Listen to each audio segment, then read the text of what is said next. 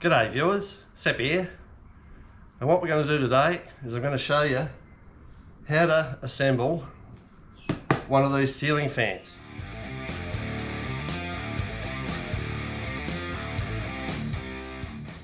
I'm not going to bore you with unpacking the box and showing you all that bit. I'm going to unpack it all, have it out on the table here, and then we're going to get into how to put it together. Okay, I've got it unpacked. I'll go through the bits with you.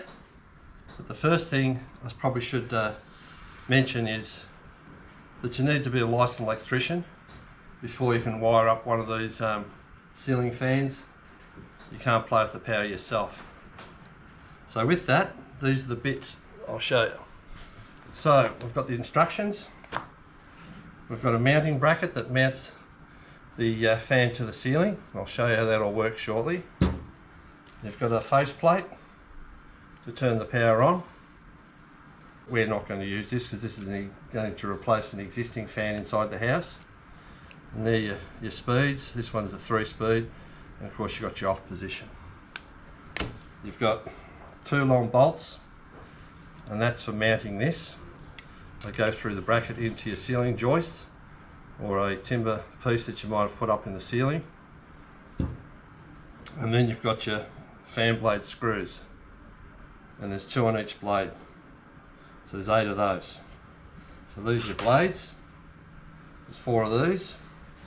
Now it's really important when you assemble them on the motor that you put these the right way.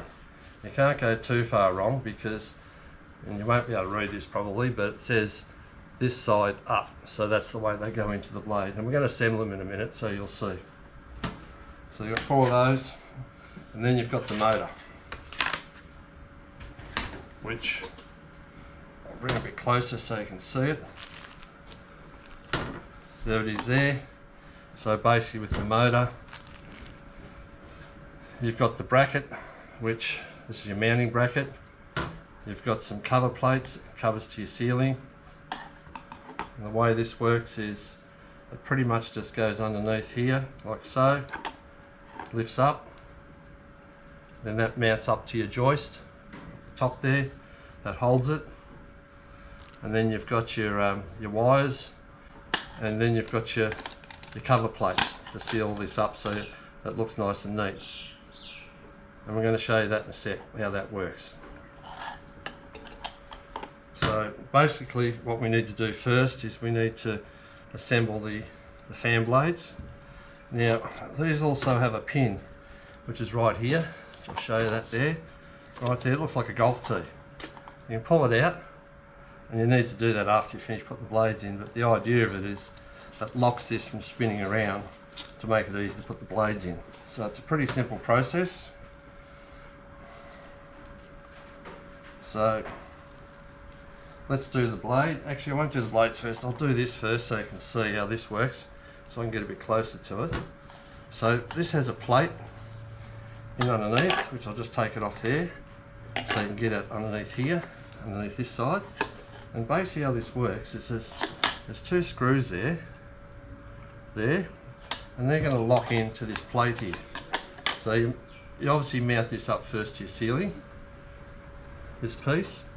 You bring your fan in, all assembled, you bring it in underneath, it sits like that. And then underneath here, these 2 screws you've got to actually make sure they lock in to this plate. You've just got to move it around a bit, and of course once it's up on the ceiling it's a bit easy to see, but you just move these around till they line up. It's a bit tricky because, like I said, it's not mounted up on the ceiling. It should be a lot easier than it is, but just to give you a bit of an idea, it's on.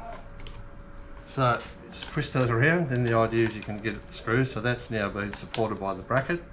Underneath you can tighten the screws up so it sits nice flush up against the ceiling, which will be above there, assuming that's your ceiling. And then what you do is you just poke this back in and you clip it into position underneath. There's a couple of holes there which line up, and you clip it in, and then you're done. And that's pretty much, there it is there. That's pretty much how it works. So then you've got this wire here, which I'll show you that as a bit close up. Explain that one, what that one's for.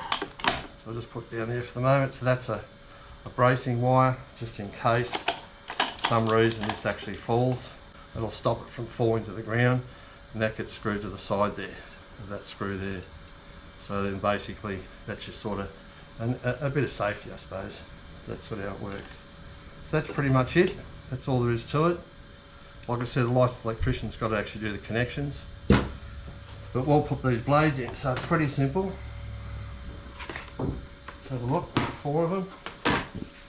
They're all the same. So you basically just bang it in like that.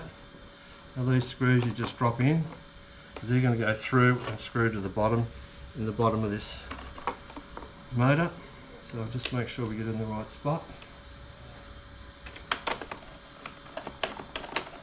And a lot of people like to use drills and stuff to do this part because it's quicker, but there's no feeling with drills, so I like to use these.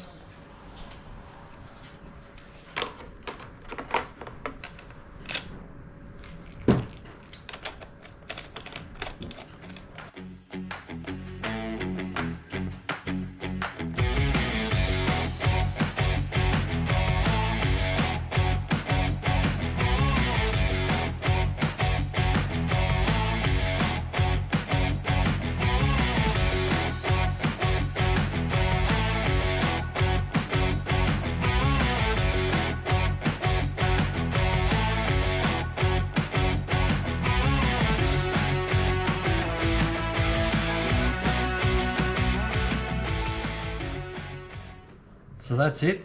All you need to do now is pull this pin out, securing pin. There's some cardboard underneath here, that's just a bit of packaging. You can take that out, and then it's ready to install. A little bit more over here. They're quite heavy, these things, so that's ready to go. So that's what it looks like. So if you've got any questions about that, just leave them in the comments. I'll be happy to answer any of them for you. They're pretty basic. But like I said, you need a licensed electrician now to install it up and connect the wires. With that, I'll say thanks for watching, take it easy, and I'll see you on the next one.